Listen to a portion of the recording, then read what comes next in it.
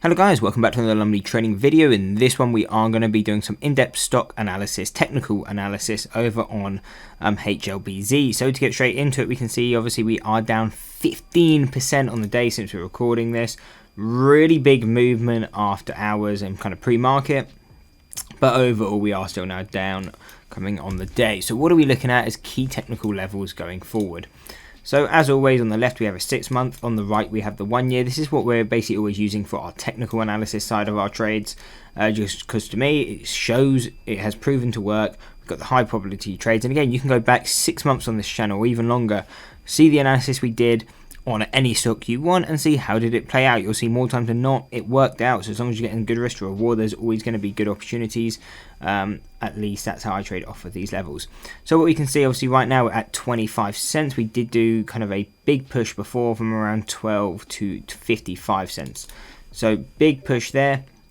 Looks like it pushed for 3 days and now we're kind of getting that reversal and starting to pull back. It looks like we're going to try and fill that gap fill and push down to that 52-week low. Really, if we break that again, unless you're kind of doing a hodl strategy, there is no really reason to be buying below this level.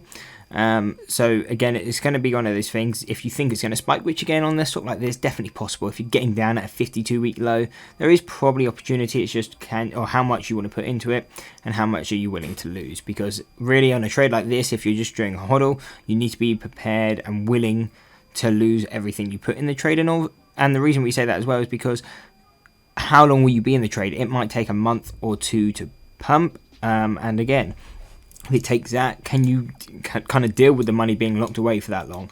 So if that's your strategy, again, just be prepared for kind of all the outcomes possible. But really where the main trading opportunities are going to come is if we can break higher. If we can break back above 37 again, if we get 37, kind of be paying attention to this first reaction here.